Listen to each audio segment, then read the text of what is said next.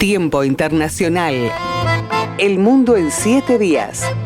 El programa del Instituto de Relaciones Internacionales. Conducción: Cristian Reyes. Participan Norberto Consani y Juan Alberto Real. Producción general: Juana Álvarez Eiras.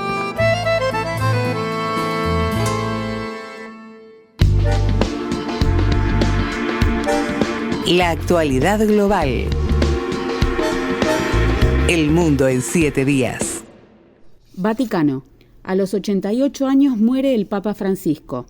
Según el camarlengo de la Santa Sede, el cardenal Kevin Joseph Farrell, el Papa Francisco falleció en su residencia de la Casa Santa Marta en el Vaticano el pasado lunes 21 de abril a las 7:35 hora de Roma.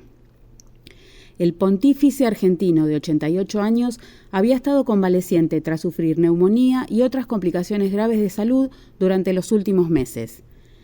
Fue el primer papa latinoamericano y el primero de la línea jesuita. Francia. El presidente Emmanuel Macron busca reconocer un Estado palestino. En un cambio significativo de su política hacia Oriente Medio, Francia podría reconocer oficialmente en junio el Estado de Palestina, marcando así un giro en la diplomacia francesa, tradicionalmente equilibrista entre su apoyo a Israel y la defensa de los derechos de los palestinos. Estados Unidos. La Casa Blanca anunció que elevará los aranceles a los productos chinos al 245%. Con el objetivo de resguardar al país de supuestas amenazas en las importaciones, el presidente Donald Trump firmó una orden ejecutiva para que la Secretaría de Comercio inicie una investigación con el propósito de detectar amenazas para la seguridad nacional en las importaciones de minerales críticos provenientes del gigante asiático. América Latina y el Caribe, sin consenso en la cumbre de la CELAC.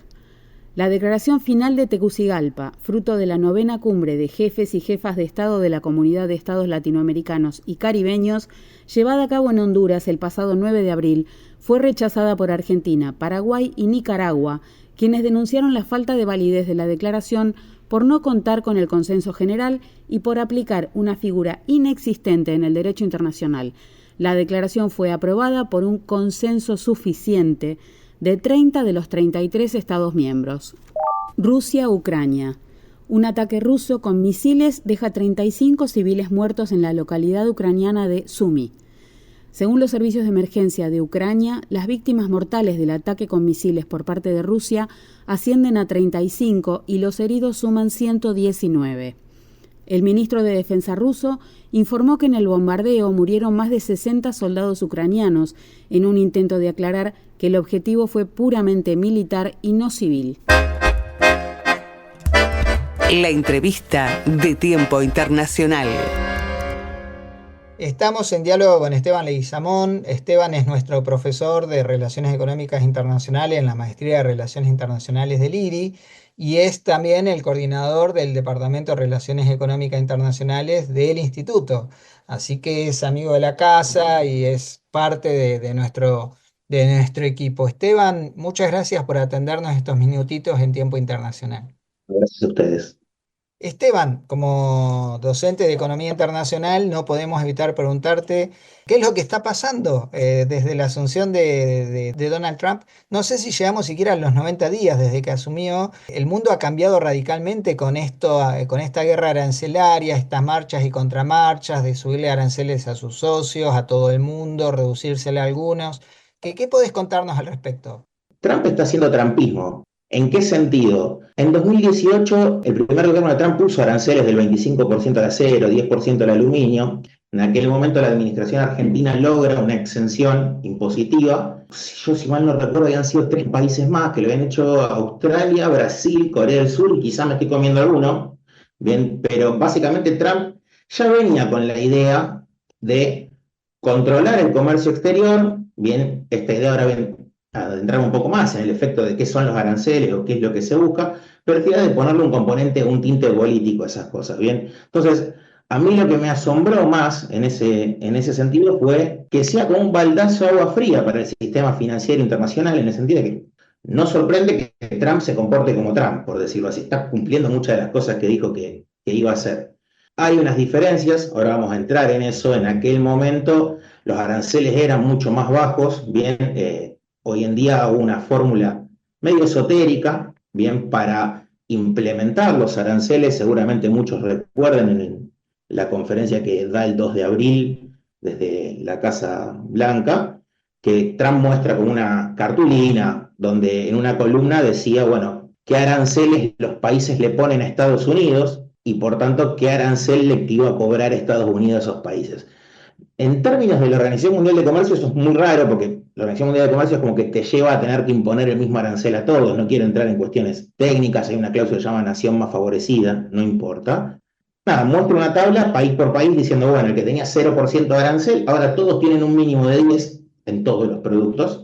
Y para algunos países con los cuales Estados Unidos tiene un déficit comercial muy grande, déficit comercial entendido como exportaciones menos importaciones, lo que hace es poner un sobrearancel sobre ese 10% anterior.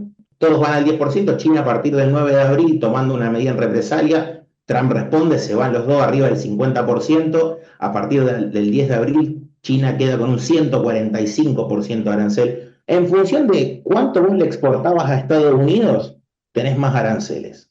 ¿Qué es lo que busca el gobierno de Estados Unidos con esto? Vamos a ponerlo de esta forma. Esto no es Roma cayéndose, pero en un sistema multipolar, cuando vos tenés algún tipo de reacomodamiento en las relaciones de poder, pensémoslo si quieren en términos de lo que se suele decir gobernabilidad y gobernanza, o sea, la posibilidad de imponer reglas de juego en un sistema y la posibilidad de hacerlas efectivas. Bueno, esto es un sistema que se resquebraja y la potencia más hegemónica lo que está haciendo es saliendo a defender sus intereses. Estamos en diálogo con Esteban Leguizamón. Él es profesor de Relaciones Económicas de la Maestría en Relaciones Internacionales en el Instituto, en el IRI, y es también coordinador del Departamento de Relaciones Económicas Internacionales, también del IRI. Yo recuerdo un gran profesor que tuve, en aquel momento, cuando yo estudiaba hace más de 15 años, 20, era la elección Obama-McCain, y él me decía, yo prefiero que gane McCain, porque está loco, pero yo ya sé para dónde va a salir. Y de cierta forma, la política exterior de Estados Unidos va a ser la misma, te van a cambiar los modos y no el fondo. ¿Y por qué traigo esto a colación? Porque ya por 2023, administración de Biden, el consejero de Seguridad Nacional, Sullivan, de apellido, habló de posible invasión de China a Taiwán y algunos problemas que podían existir en las cadenas de suministro por los microchips y para los autos eléctricos, y Estados Unidos sacó dos leyes, ley de electromovilidad y ley de chips, donde directamente dijeron, bueno, por cuestiones de seguridad nacional, en estos dos mercados no nos sirve que haya libre mercado, porque si pasa algo con Taiwán, nosotros nos quedamos sin los suministros para los chips que necesitamos, vamos a meter fábricas estatales de chips y vamos a dar grandes subvenciones a los autos eléctricos. De hecho, ustedes saben muy bien que todo lo que sería Tesla, o sea, los autos eléctricos que hace Estados Unidos, no existiría si tuviese que competir con Xiaomi o los autos eléctricos que vienen de China. O sea, hay un gran componente proteccionista en esa industria en Estados Unidos. ¿A qué voy? Bueno, hoy en día cambiaron los actores, pasamos de demócratas a republicanos, pero en definitiva la lógica sigue siendo la misma. Trump lo dijo muy claro, esto es una emergencia, tenemos problemas de empleo, emergencia económica, seguridad nacional, aranceles. Seguridad nacional, aranceles, me salgo de todas las reglas que pone la Organización Mundial de Comercio. O sea, rompo con la idea de reciprocidad o de arancel externo común, respetando el criterio de nación más favorecida. Básicamente lo que digo es, bueno, soy el dueño de la pelota, ahora la agarro, quiero cambiar las reglas. No quiero hacer un juicio de valor subjetivo diciendo esto está bien, esto está mal. Bien, hay que estar en esos pantalones para decir si eso está bien o está mal.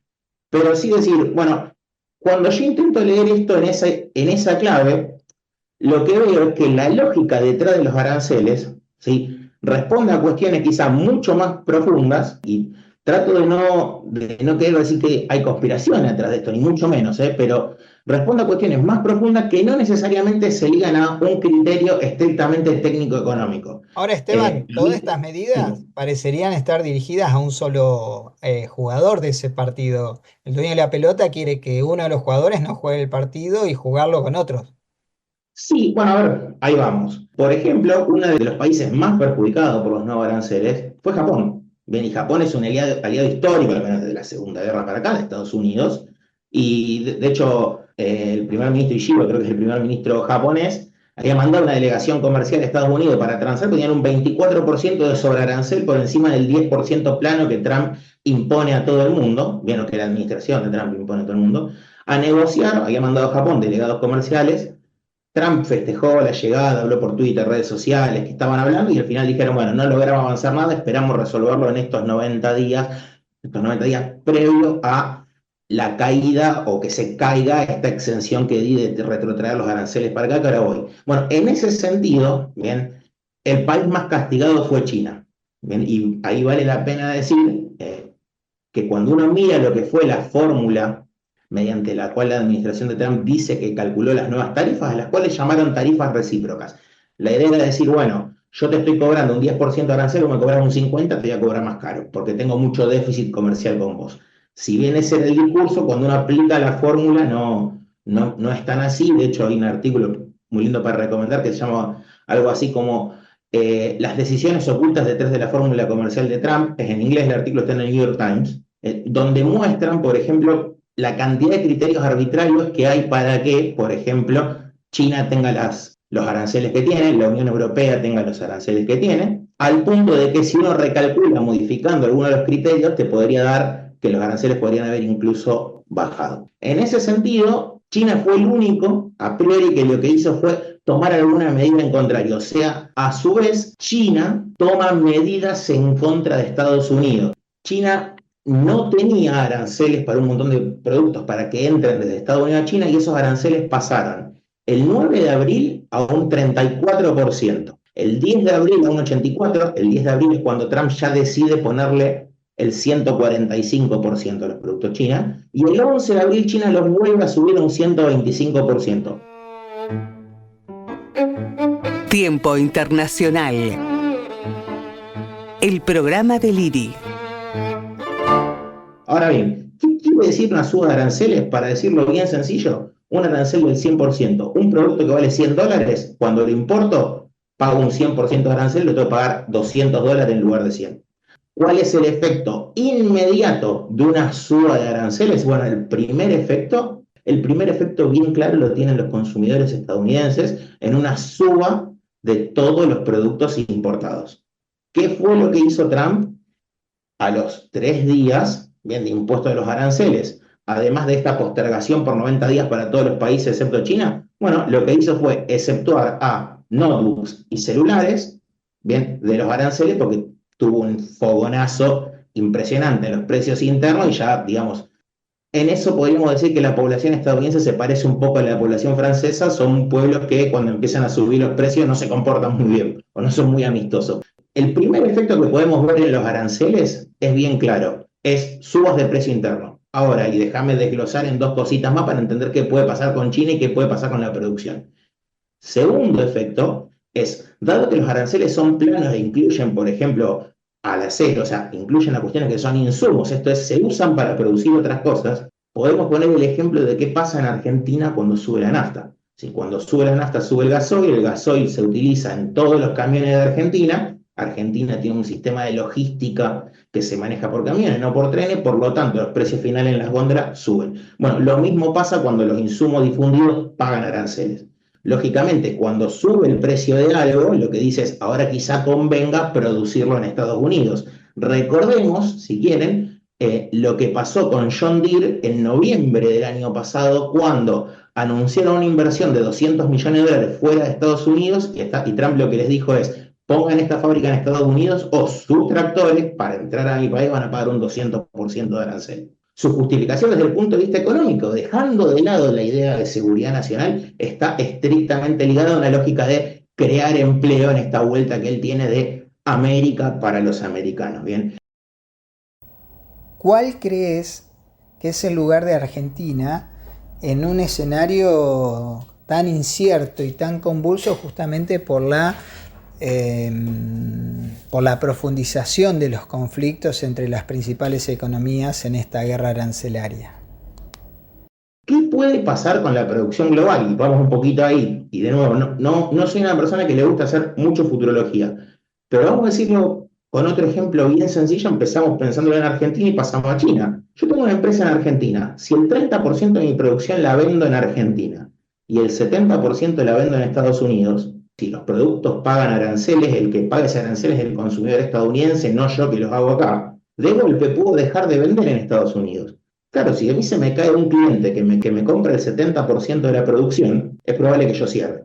Entonces, lo que empieza a pasar y lo que se puede empezar a ver, si una buena parte de la demanda de muchas empresas chinas era o tenía destino en Estados Unidos y ahora eso se deja de comprar, bueno, lo primero que puede pasar es que los chinos tengan que relocalizar la producción o va a desacelerarse el crecimiento mundial, dado que China e India son dos países muy grandes en términos demográficos y en el tamaño de sus economías. Cuando ellos crecen, tanto por lo que compran como por lo que venden, traccionan al resto de las economías del mundo. Bueno, si se desacelera el crecimiento en estas economías, bueno, lógicamente va a caer el crecimiento económico en todo el mundo. Entonces podemos tener o podemos esperar un fenómeno en el cual estas disrupciones en las cadenas de valor y en las cadenas de suministros generen una caída en el nivel de actividad global hasta que, cuanto menos, se empiece a relocalizar la producción, si es que esto, bien, se mantiene. Hay que ver si lo que quiere Trump es negociar uno a uno exenciones o no y tratados de libre comercio. Eso, pero la lógica entonces sería, bueno,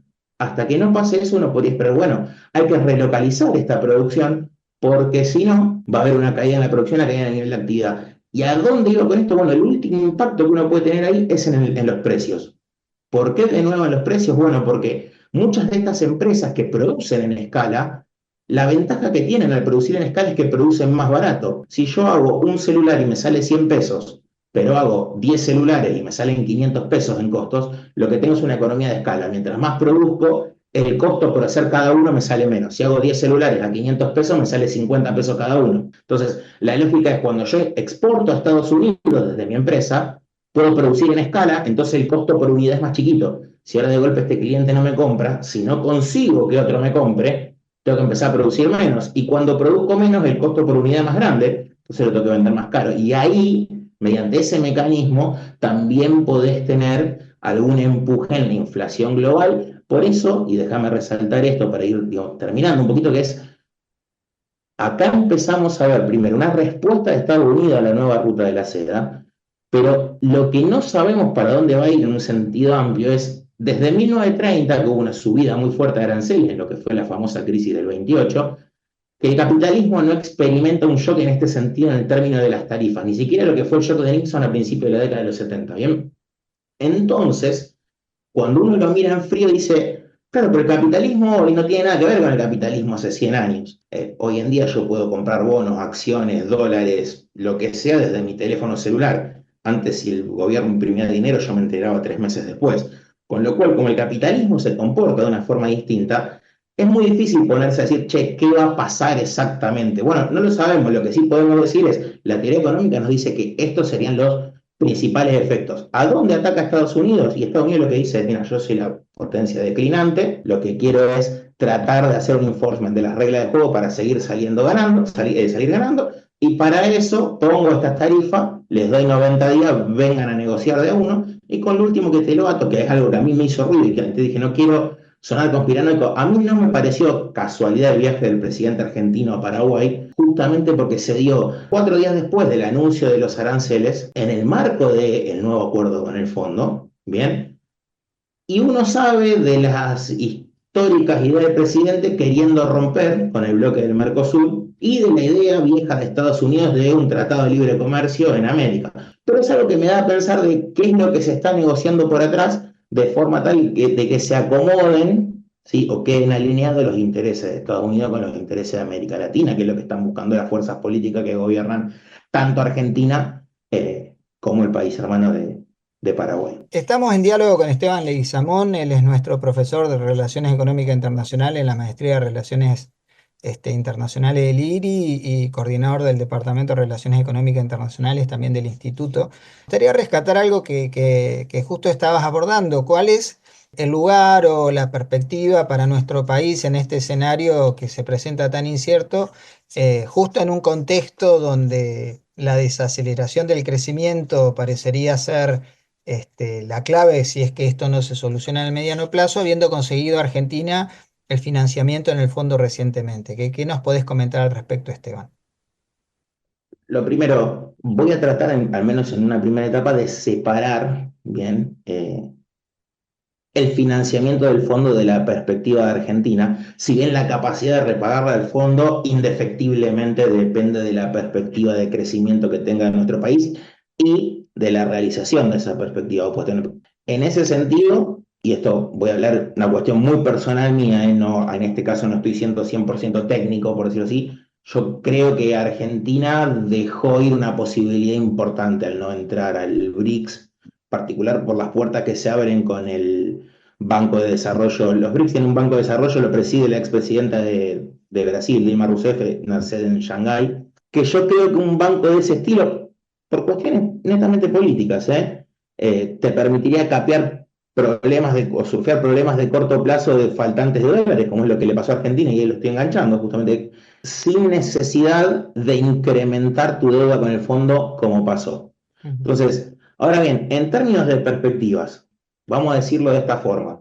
Argentina tiene mucha suerte porque encontró vaca muerta y encontramos el litio. Si bien el litio, dado que se encontraron nuevas reservas en Estados Unidos el año pasado y eso, ya no somos la meca del litio, el triángulo del litio sigue siendo muy importante, pero no somos más la meca a nivel global del litio, pero en términos de vaca muerta, siempre y cuando el precio del petróleo se mantenga en un nivel relativamente tolerable, por encima de los 50-60 dólares, para que cubra los costos de explotación en vaca muerta, lo que es el shale oil y el shale gas, coloca a Argentina en un lugar de que vos podés levantar muchísimo. Por decir, Argentina es un país que exporta entre 70, más o menos 70.000 millones de dólares al año, bien en exportaciones.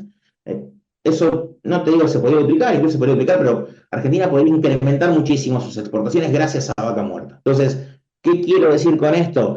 Eso nos pone en un escenario que hace 10 años, o hace 7 años inclusive, cuando se dio la situación del gobierno de Mauricio Macri con el fondo, Argentina no estaba. O sea, Argentina no estaba, inclusive en la renegociación del gobierno de Alberto Fernández, Argentina no estaba en condiciones de sentarse con el FMI y decirle, bueno, yo tengo este flujo de dólares por año, bien, y tengo esta perspectiva de que se incremente. De hecho, en el momento en que se da la renegociación con el FMI, todavía ni siquiera existían los gasoductos para sacar el gas desde vaca muerta. En términos de perspectiva, Argentina tiene mucha suerte porque las condiciones demográficas a nivel global no sufren una modificación muy abrupta, y esto es bastante obvio, pero haya o no aranceles. Entonces, el nivel de producción a nivel global se puede ralentizar un poco, pero el mundo no va a dejar de crecer por 10 años. Y una perspectiva no la piensa 10, 15 años, repagarla al fondo. Ergo, lo que te va a pasar es que indefectiblemente va a haber demanda, más que nada porque la inserción argentina en las cadenas de valor globales, hoy en día, y más con lo que fue el régimen de incentivo a las grandes inversiones que se aprobó, si yo no me equivoco, con lo que fue la ley Bases, está orientada a un perfil exportador primario. Bien, eso se lo puede criticar o no, creo que no es tema de esta charla, pero lo importante es decir, dólares en Argentina debería haber, ¿sí? O deberían entrar pura y exclusivamente porque vamos a vender un montón de petróleo, un montón de soja, va a haber más minería, y uno espera que haya otras inversiones a futuro, todavía no hubo nada material, con el régimen de incentivo a las grandes inversiones. Por tanto, si bien uno puede encontrar en el corto o mediano plazo, como te decía, una desaceleración en las tasas de crecimiento globales, esto no necesariamente le va a impactar mal a Argentina en el mediano o largo plazo. Si bien el FMI tiene una apuesta política muy grande en Argentina, Argentina es más del 40% de la cartera del fondo. De cada 100 dólares que el FMI presta, más de 40 se los presta a Argentina. Entonces, de cierta forma, si a Argentina defaulteo le va mal, el fondo no le cobra a nadie. Vamos a decirlo brutalmente, si bien el fondo siempre termina cobrando, el FMI te va a tender una mano. Y por eso pasa que cuando Argentina no cumple con las metas que se dan en las revisiones del Fondo Monetario Internacional, ustedes habrán visto que cada vez que hay un programa con el fondo se establecen un conjunto de metas que el país tiene que cumplir, y generalmente el país no cumple las metas y el FMI te lo deja pasar. No generalmente, pero muy seguido. Bueno, eso es justamente cuando el FMI le prestó tanta plata a Argentina que no puede decirle que está todo mal. Bien, o generalmente no puede. Entonces, en esa línea, a Argentina no le van a faltar dólares en el muy corto plazo, y eso hasta lo podemos ver reflejado en que el dólar paralelo y los dólares oficiales bajaron un poquito después de lo que fue la apertura del lunes con la liberación del cepo. Si bien hay que ver qué es lo que pasa después de octubre, ahora charlamos un poco de eso, pero me parece, a mí en lo particular, que la principal, digamos así, a mí sinceramente, y de nuevo, ahora sí es algo personal mío, ¿no? No es lo que más me agrada una economía demasiado primarizada, por una cuestión que está relacionada a generar empleo en las grandes urbes, el sector primario, que paga muy buenos salarios, el sector minero, por ejemplo, no te genera el empleo necesario para darle trabajo a lo que es el conurbano bonaerense, Gran Rosario y Gran Córdoba. Por tanto, indefectiblemente, hasta que vos no tengas un salto en la capacidad de producir de los argentinos para que puedan exportar servicios, vas a necesitar generar industria para que los argentinos trabajen. Entonces, dicho eso, si bien no es lo que más me enamora, también tengo que reconocer que uno esperaría que en el corto o mediano plazo genere los dólares necesarios para que Argentina no tenga una gran crisis de dólares. Bien, entonces en términos de perspectiva, yo lo que creo es eso, es que vos podés tener una pequeña desaceleración 1, 2, 3 años, pero si la economía global más o menos se reacomoda, las cadenas de suministro se encuentran hacia dónde ir, en el sentido de se pueden reemplazar clientes estadounidenses por otros clientes, más una posible flexibilización a futuro de Trump si se llega a algún buen puerto, renegociando con los países que no son China y asumiendo que con China no se llega a ningún tipo de solución, bien, como diciendo esto es un nuevo tipo de guerra comercial que va a un nuevo capítulo dentro de una guerra que va a ser más prolongada con muchos capítulos. Entonces, yo creo que Argentina en ese sentido, no voy a decir está blindada, pero tiene la suerte de que lo que le vende al mundo no depende tanto o en demasía de lo que pase con las tarifas en Estados Unidos. Ejemplo, el principal cliente de la soja argentina es China porque lo usa para criar cerdos. Entonces, siempre y cuando el mundo siga teniendo 8.000 millones de personas y necesiten comer y coman cerdo, vamos a poder seguir vendiéndole soja a los chinos. Me gusta eso, no necesariamente, pero creo que en ese sentido salimos un poquito mejor parados respecto a lo que fue todo lo demás. Lo cual no quiere decir que no nos vaya a afectar, ¿sí? Pero no esperaría que la piña sea igual que con otros países. Perfecto, estamos en diálogo con Esteban Leguizamón, profesor de Relaciones Económicas Internacionales de la Maestría del Instituto de Relaciones Internacionales y coordinador del Departamento de Relaciones Económicas Internacionales también del IRI. Esteban, muchas gracias por estos minutos con Tiempo Internacional por Radio Universidad Nacional de La Plata. No, gracias a ustedes, un saludo. Hasta pronto.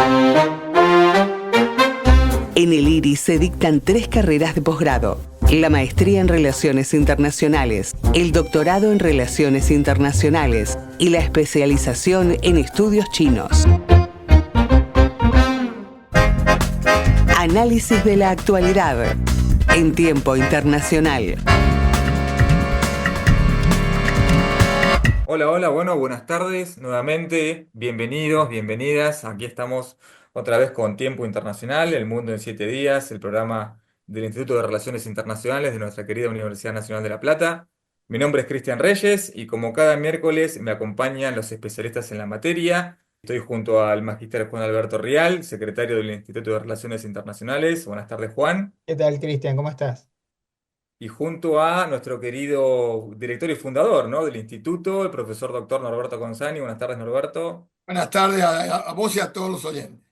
Bueno, aquí estamos una vez más, como cada miércoles, en esta coyuntura internacional que nos trae tantas novedades, tantas noticias, tanta información.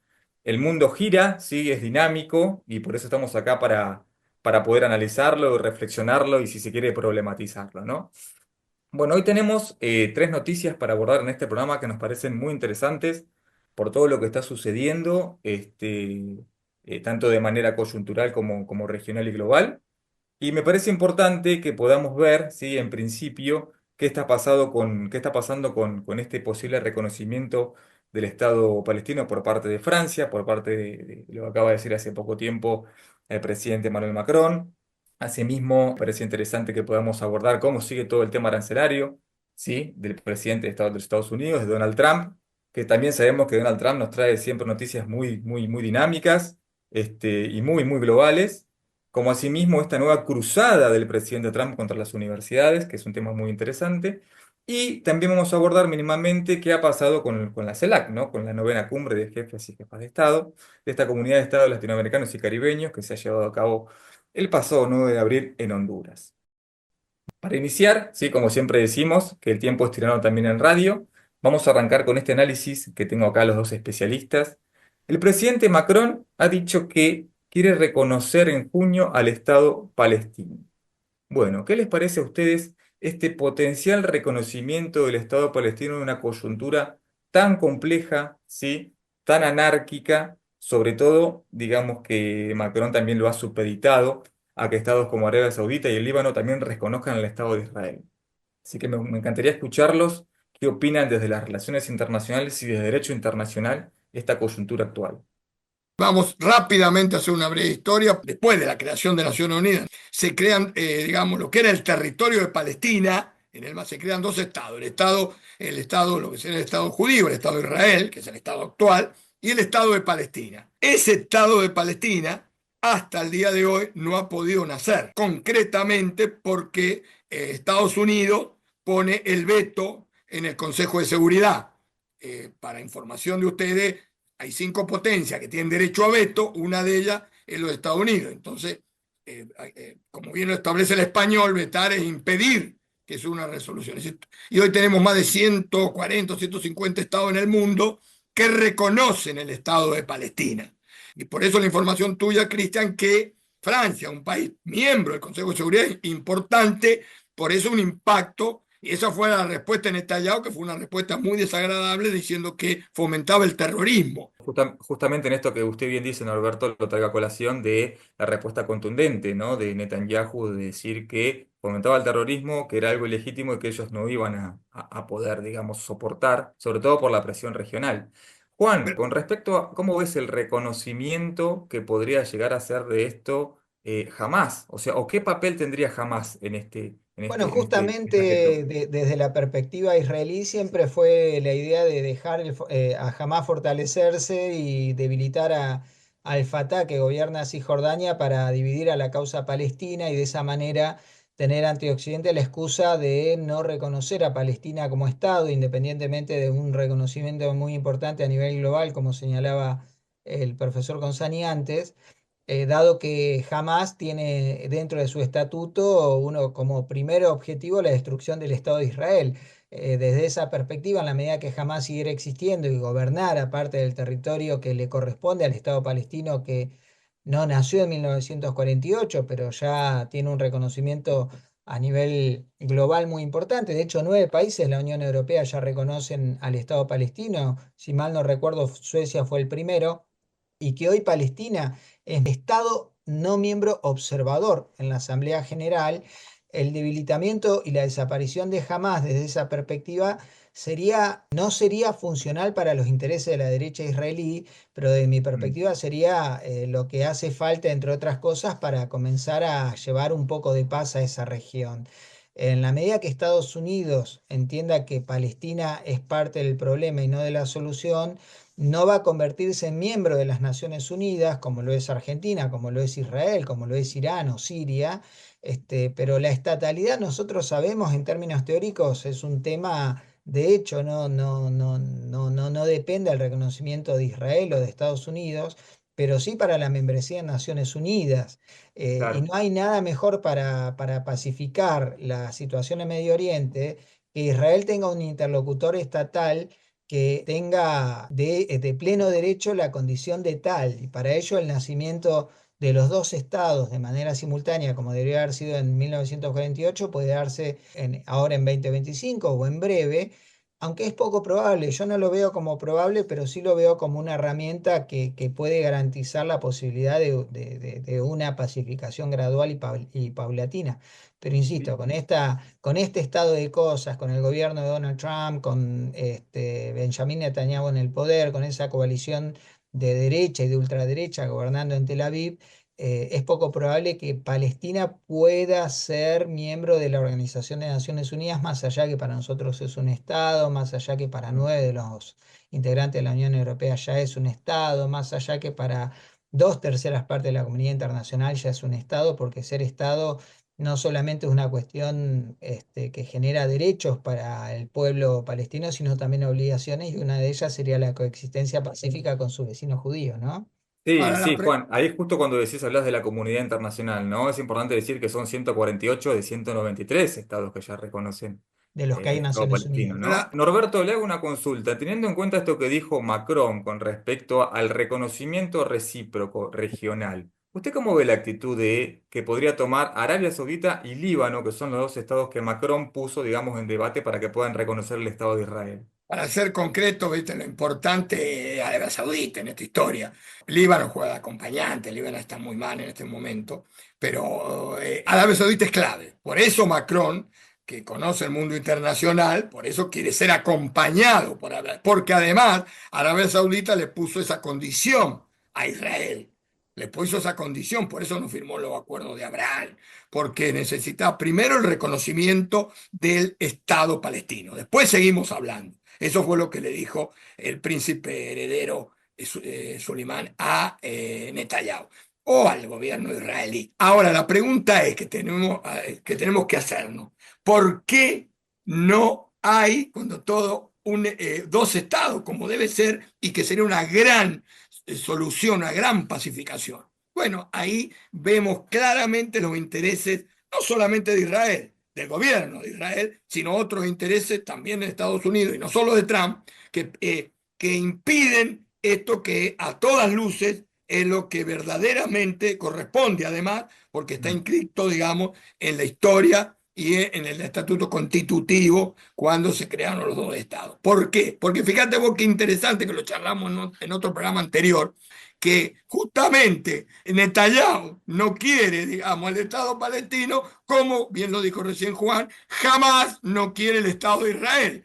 Ahí tenés, los extremos se juntan. Y algo que queda claro, que quedó pendiente de la última charla que tuvimos, del último programa. Hay que saber que Netanyahu jugó y sus amigos jugaron y juegan para dividir al pueblo palestino. Y el gran soporte que tuvo Hamás fue hace tiempo, viene siendo hasta lo de octubre 2023, fue, digamos, los servicios de inteligencia israelí hacia Hamás.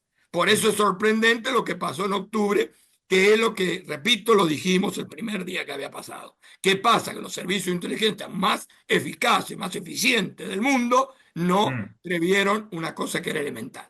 Entonces ahí vos tenés que pensar qué hay detrás de esto. Bien, bien, Norberto. Bueno, veremos qué pasa con todo este suceso o con todos estos acontecimientos, así bien digo. Sí me parece que es disruptivo que el Estado francés a la cabeza de Macron se trate de imponer a futuro un potencial reconocimiento, como bien dijeron ustedes hoy, siendo un miembro permanente con derecho a veto del Consejo de Seguridad. Creo que ahí también hay una gran presión. Actividades de los integrantes del IRI. Hola a todas y todos. Hoy desde el Centro de Estudios Chinos IRI-UNLP analizaremos la expresión característica china, características chinas, que en chino es Zhongguo Tese.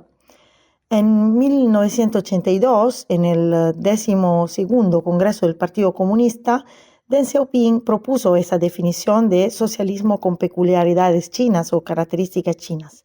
Después del 19º Congreso del Partido Comunista, en octubre de 2017, este término entró en la Constitución de la República Popular China a través del pensamiento de Xi Jinping sobre socialismo con peculiaridades chinas para la nueva era. Esa aplicación adicional con características chinas a diferentes campos representa una estrategia que afecta a todos los sectores de la República Popular China, generando un cambio en la política interna e internacional del país. En economía se instalaron la propuesta de nueva normalidad, de sociedad moderadamente acomodada, de circulación dual. En el ámbito jurídico se ha creado el Estado socialista de derecho con peculiaridades chinas, y en política ya mencionamos el socialismo con características chinas.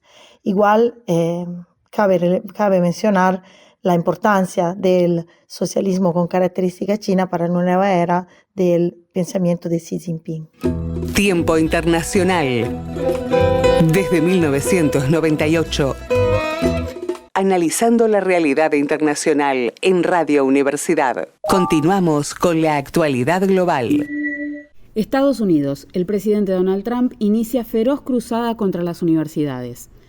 La Universidad de Harvard emitió una carta pública para rechazar las demandas de la Casa Blanca orientadas a transformar la plantilla docente, los temarios y reforzar la presencia de elementos de seguridad en el campus con el argumento de luchar contra el antisemitismo.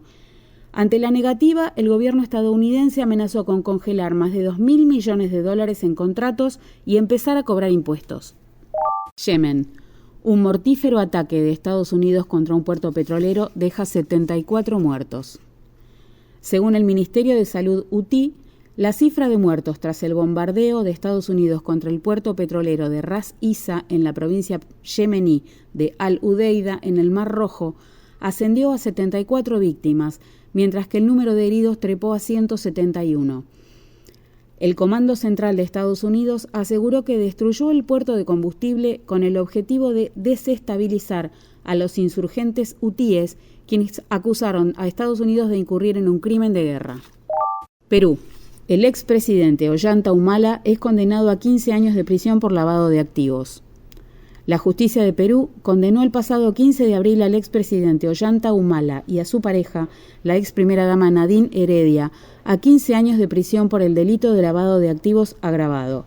Según el fallo del tribunal, Humala recibió aportes ilícitos del entonces mandatario venezolano Hugo Chávez y de la constructora brasileña Odebrecht para financiar sus campañas presidenciales de 2006 y 2011. Ecuador. Daniel Noboa gana las elecciones y es reelegido presidente. De acuerdo con los resultados oficiales del Consejo Nacional Electoral, CNE, el mandatario ganó con más del 55% de los votos y con una ventaja de más de 10 puntos porcentuales frente a la candidata opositora Luisa González.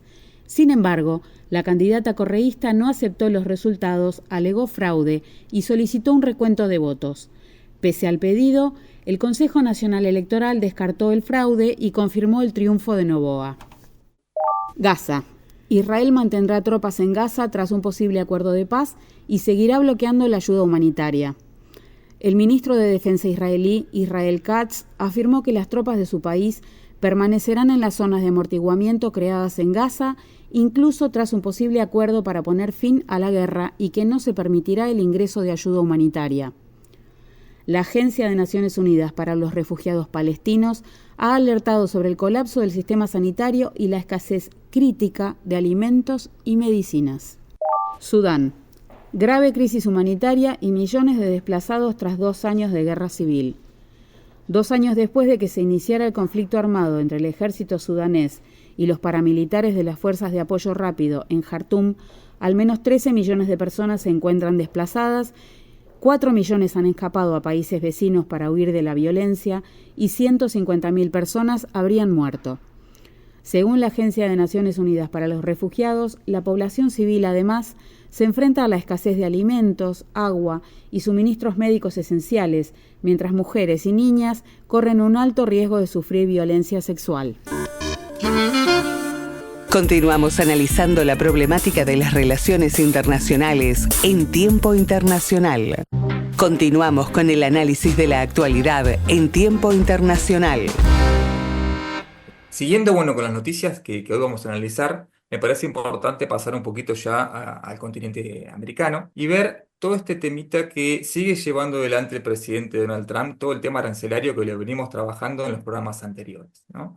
Hoy tenemos que hace poquitos días Trump amenazó una vez más a China en esta guerra comercial, ¿no?, global, de aumentar los aranceles al 245%. Ya me parece que no hay una escala, ¿no?, en el ranking arancelario. No sabemos cuál es el próximo número, si se quiere, pero me gustaría preguntarles a ustedes justamente cuál es el límite de esto. ¿Hay ganadores en una guerra comercial o perdedores? No, yo quiero hacer notar 2 temas muy preocupantes desde el punto de vista político, ya no económico, que está tomando de la deriva de este segundo gobierno de Trump, y es el ataque a las universidades, nada menos que a Harvard, que significa, digamos, la gran estrella que tiene el sistema universitario norteamericano. Y evidentemente ha sido muy importante la respuesta que dio el presidente de Harvard, y eso fue fundamentalmente acompañado, obviamente, por el resto de las universidades, porque obviamente Harvard tiene, digamos, primo entre pares, como se dice, y la opinión de Harvard es una opinión fundamental.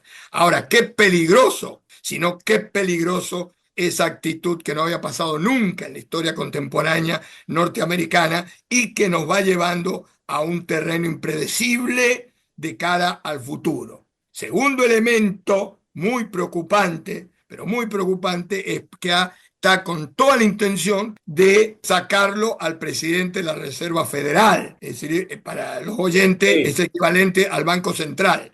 Sí, El ahí usted se está refiriendo, Roberto, a la posible destitución de Jerome Powell, que presidente, justamente el tema de la inflación por el tema arancelario y que se va a ralentizar la economía, ni más ni menos. Esto que usted bien dice de Jerome Powell, si mal no recuerdo, ustedes me corregirán, es el mismo presidente que Trump eligió en el 2018. Claro, sí, lo que Que confirmó Biden. El tema es que en términos institucionales no tiene herramientas legales para llevar adelante la destitución, tiene un Claro. mandato que va más allá inclusive de la presidencia de Donald Trump, y él mismo ha manifestado que no tiene voluntad de irse. La Reserva Federal siempre actúa con independencia, excepto que avance sobre las instituciones de una forma en la cual pocos presidentes se han animado a hacerlo a lo largo de la historia, inclusive contando ya con algunos frenos formales desde la Corte Suprema en cuestiones que son caballitos de batalla. Donald Trump, como ha sido el caso de la deportación del ciudadano salvadoreño que residía Mm, legalmente en Estados Unidos y que la Corte ha confirmado lo que el juez federal en su momento, la jueza federal ha requerido que la colaboración del Estado de El Salvador y de Estados Unidos llevara a la repatriación. No hay herramientas legales. Insisto, sería una ruptura institucional difícil sí, de tolerar, pero tengamos en cuenta que disruptiva el mismo totalmente. presidente hace 4 años trató de llevar adelante un golpe de Estado. En su momento la Corte Suprema dijo también que los actos llevados adelante por un presidente no son susceptibles de ser juzgados por el sistema judicial. En algunos aspectos hay rasgo de lo que se denominara en la década del 70 y del 80 presidencias imperiales, pero yo Mm, no sé hasta dónde la sociedad, el ciudadano americano promedio es capaz de tolerar la intromisión en cuestiones que han sido absolutamente, han funcionado con absoluta independencia en este juego de pesos y contrapesos que la institucionalidad americana ha tenido a lo largo de la sí, historia. E insisto en algo que charlamos la otra vez. Así como señalás que se está pidiendo desde la Casa Blanca que Jerome Powell baje las tasas de interés para inyectar de dinero a la economía americana y permitir que los bonos del Tesoro empiecen a rendir más y actúen como fondos, como ámbitos de reserva de valor para los ciudadanos americanos. Todo esto es consecuencia de esta chapucería, de esta forma de llevar adelante la política comercial y la política exterior americana de manera improvisada, con vueltas, con marchas y contramarchas, sí, y sin saber qué va a pasar, no dentro de 6 meses, un año, sino dentro de 2 o 3 semanas, y con China en el objetivo de Estados Unidos, que desde mi perspectiva va a afectar al propio elector del presidente Donald Trump, y cuando empiece a sentirse que la economía comienza a tener indicios de inflación, de recesión, aumento de desempleo, etcétera, etcétera, va a tener que pagar los costos, porque el ciudadano americano vota pensando en lo propio y no necesariamente en cómo materializa la política exterior el transitorio inquilino de la Casa Blanca. Absolutamente, Juan, y esto que decís, o bien decís con respecto a la política doméstica, a lo social, al ciudadano de pie también de los Estados Unidos, ¿no? Y trayendo también lo que decía Norberto con respecto a esta cruzada de Donald Trump contra las universidades.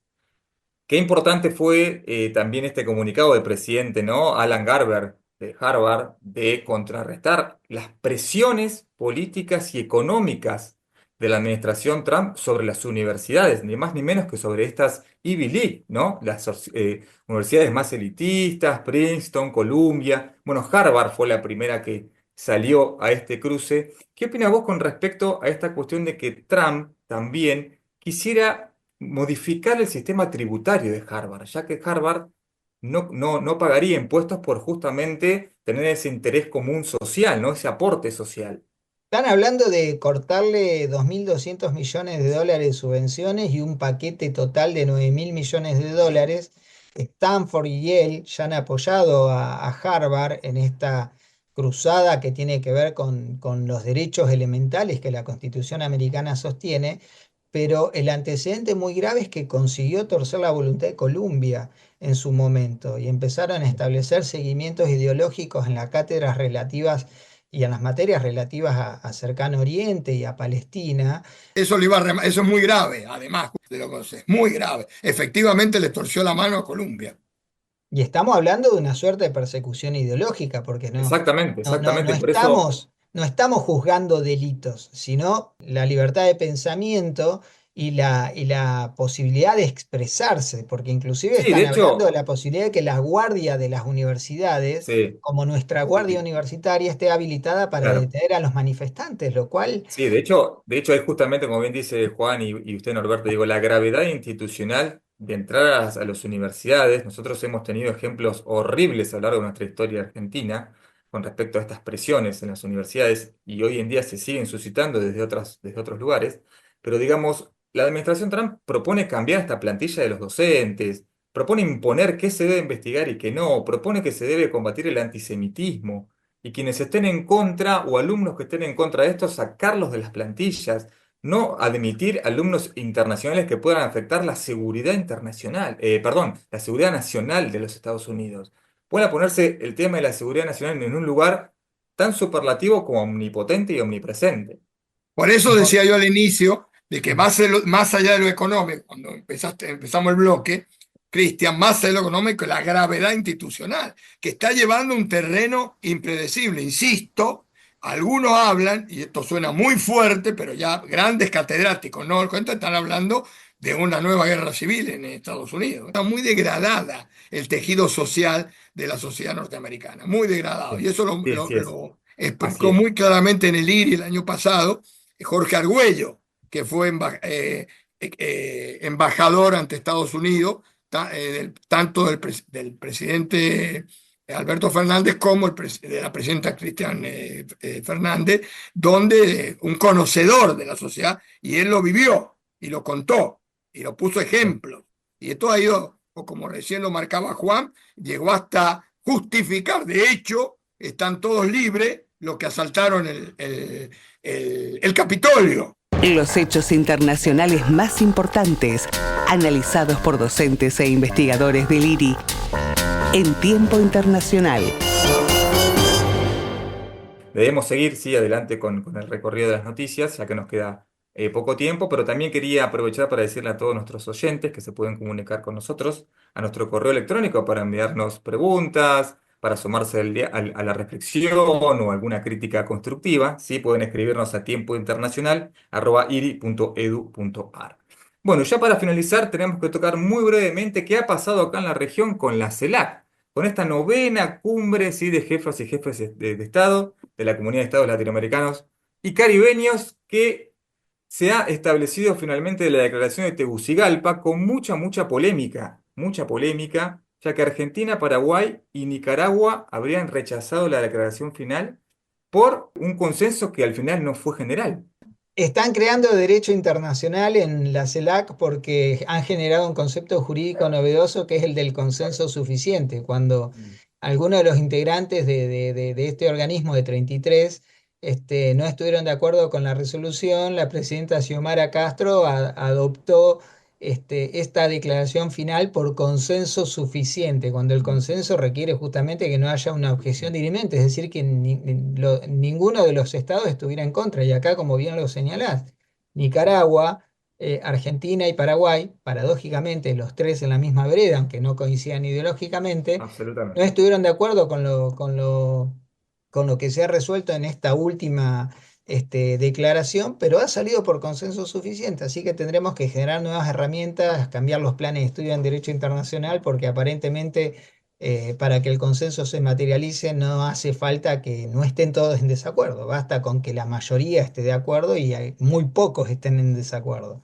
Cómo se lastizan, y muy irónicamente lo diciendo las resoluciones, de cuando nos perjudican, si lo hubiera hecho un gobierno, otro gobierno, hubiera sido un escándalo. lo hace ahora, entonces como algunos no están, que el gobierno actual de Argentina pone el grito en el cielo. Y menos mal que está Nicaragua, porque si no estuviera Nicaragua parecería que fuera consenso suficiente. Si no hay consenso, el consenso es claro, como bien dice, bueno, o está o no está. Para eso hay otras categorías, que es mayoría calificada, acuerdo, no acuerdo. Pero esto es muy peligroso, porque cuando forzamos las instituciones, es camino al desastre.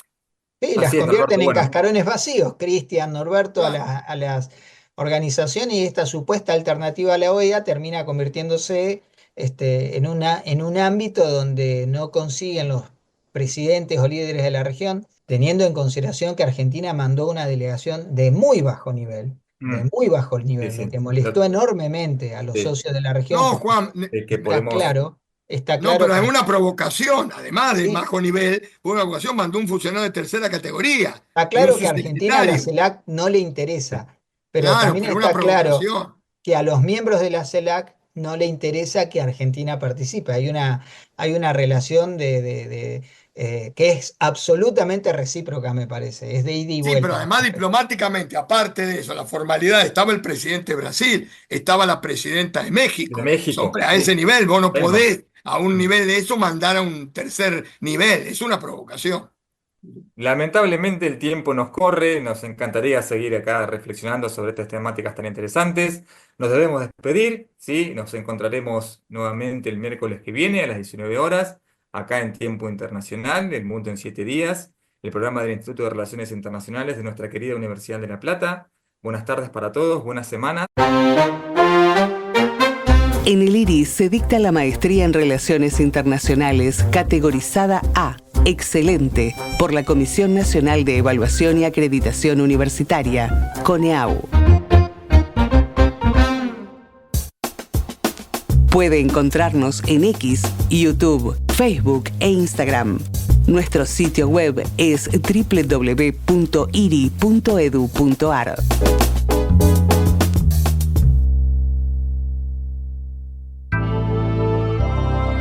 El Instituto de Relaciones Internacionales está en 48, número 582, quinto piso, La Plata.